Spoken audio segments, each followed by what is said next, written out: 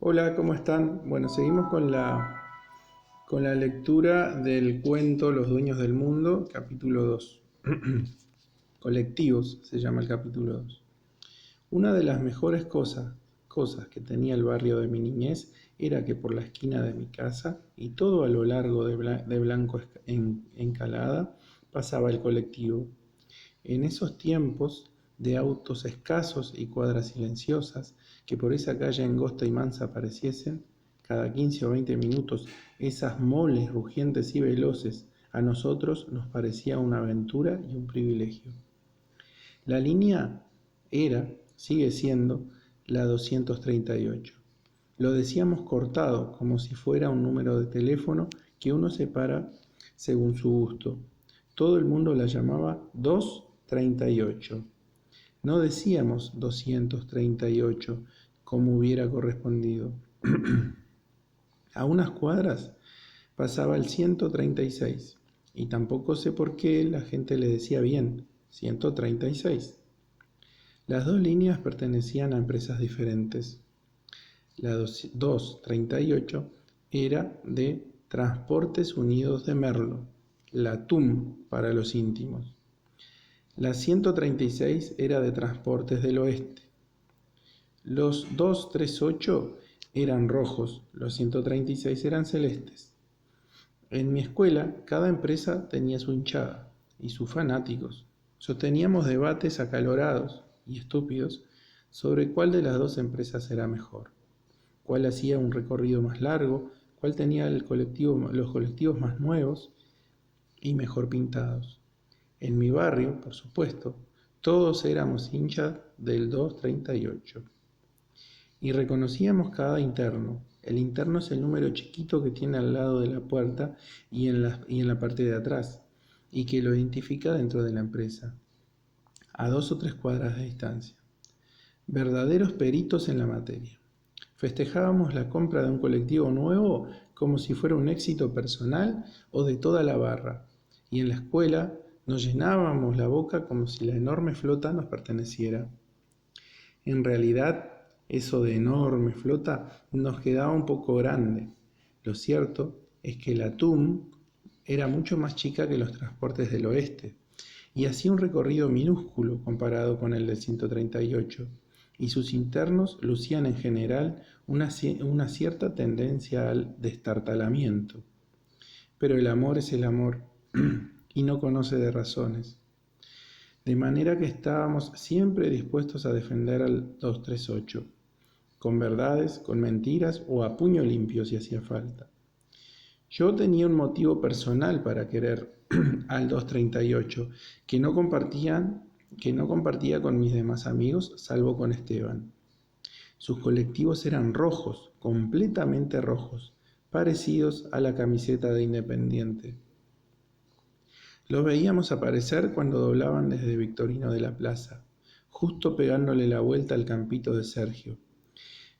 Giraban en segunda y enseguida metían tercera, con una aceleración que nos parecía pavorosa, y mientras proferían sonidos de exterminio, llegando a la esquina de Guido Hispano, donde una de las 4 casas era precisamente mi casa, soltaban la cuarta velocidad y aceleraban todavía un poco más.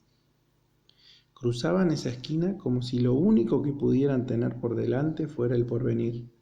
Eso sí, tocaban un largo bocinazo a 10 metros de Guido Hispano, como buques a punto de adentrarse en la niebla espesa de mares inhóspitos, como única preocupación por si algún incauto tenía la mala idea de venir hacia la esquina por esa otra calle, porque allí se ponía en juego la otra mitad de la historia.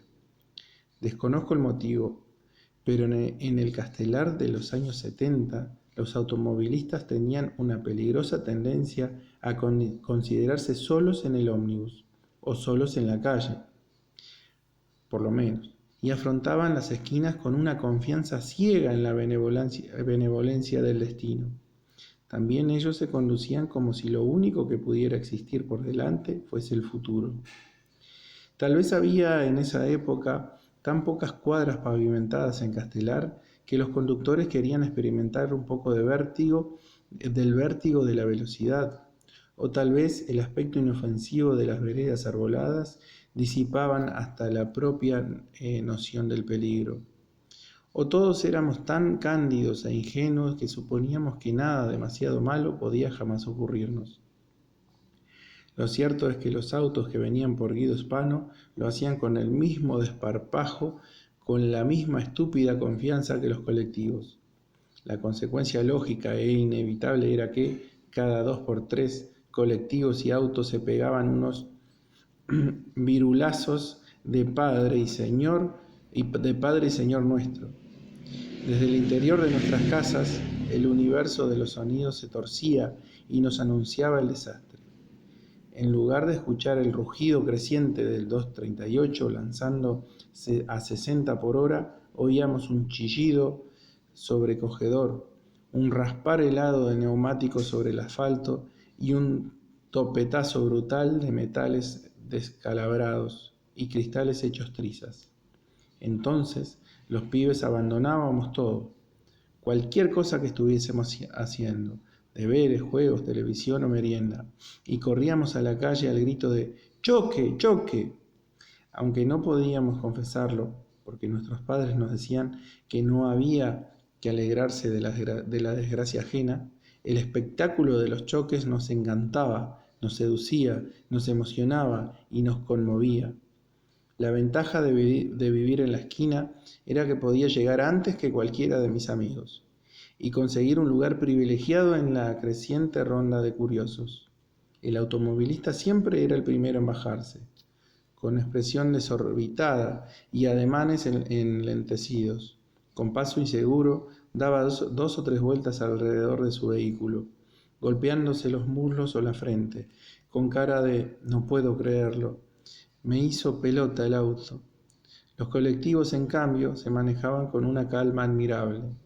Duchos en estos avatares viales, los tipos bajaban a las cansadas, como aristócratas o pontífices, después de haber permanecido largo rato todavía sentados al volante de sus naves, repentinamente inmóviles, con la espalda recta y la mano derecha abandonada sobre la expendedora de boletos que se usaba antes de las máquinas para monedas.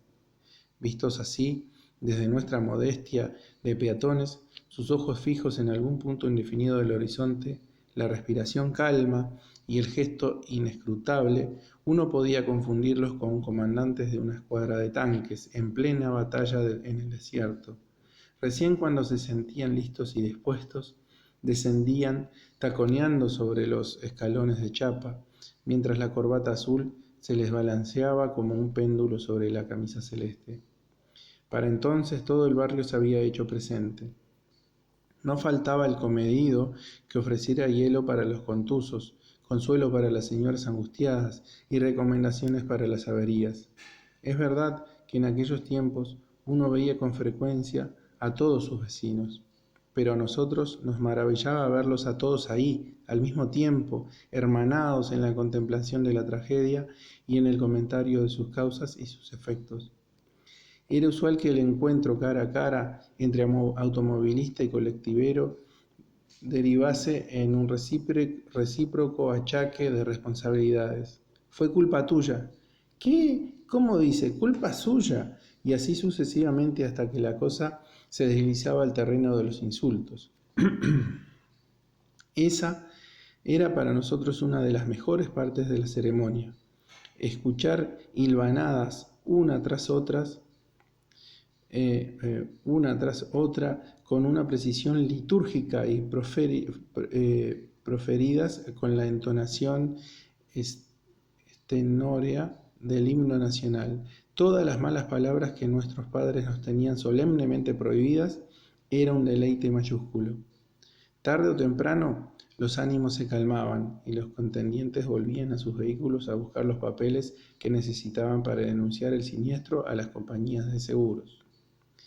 Esa sección ya nos aburría, de manera que los chicos nos lanzábamos como buitres con escaso disimulo a revisar el asfalto palmo a palmo en busca de algún trofeo. Los vidrios en general no, porque en nuestra casa nos lo tenían prohibido, pero en una de esas podíamos hallar un farolito lateral, un trozo de pintura, un trozo de pintura saltada o el tesoro de todos los tesoros.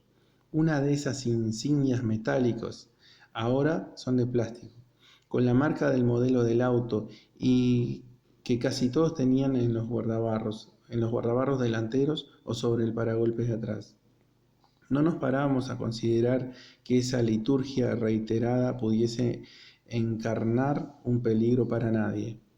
La muerte era entonces algo que solo sucedía en los diarios o en las películas de guerra. Y si el choque se producía un sábado, no digo un domingo, porque creo que los domingos había tan poco movimiento callejero que la probabilidad de que se cruzaran dos en mi esquina era directamente nula. La cosa tenía el atractivo adicional de que mi papá estaba en casa. Y si mi papá estaba, asumía siempre un rol protagónico. Odiaba a los colectivos, con un fervor, con una injundia, con una entrega, dignos de un fanático o un apóstol. Los acusaba de destrozar el pavimento, de meter un batifondo insufrible, de correr a velocidades imprudentes. Más de una vez intentó juntar firmas de los vecinos para reclamar en la intendencia que cambiasen el recorrido, que disminuyeran la frecuencia o que les prendieran fuego a esas máquinas del demonio. Y como las autoridades nunca jamás le llevaron el apunte, cuando los choques le ponían un tiro cara a cara a un colectivo, no perdía la oportunidad de hacerlo objeto de su ira y su venganza, y salía de mi casa más rápido que yo, dispuesto a hacerles pagar a esos imprudentes cada uno de sus atropellos. Me generaba una admiración lindante con el miedo ver a mi papá con el dedo índice en alto, arengando a las masas de peatones y automovilistas contra esa plaga homicida que a su santo criterio constituían los colectiveros. Yo no lo vi, pero me contaron que una vez se fue a las manos con un colectivero que lucía un pucho en la comisura de la boca y que resultó demasiado sensible a sus críticas. Todavía hoy lamento habérmelo perdido. Parece que mi padre lo trató iracundo de delincuente. Eran otros tiempos en los que había tanta gente honrada que decirle a otra persona que era un delincuente constituía de verdad un insulto. No sé quién ganó la dichosa pelea, pero como es un recuerdo hecho a la medida de mis deseos y por lo tanto un poco más mentiroso que los otros, me tomo la libertad de construirlo como quiero. Me gusta imaginármelo a mi papá así, con su uniforme de los sábados consistente en pantaloncitos cortos, camisa sport y calzado con chinelas, con sus 4 pelos locos desordenados en tole-tole, lanzándole iracundos y certeros manotazos a un colectivero de la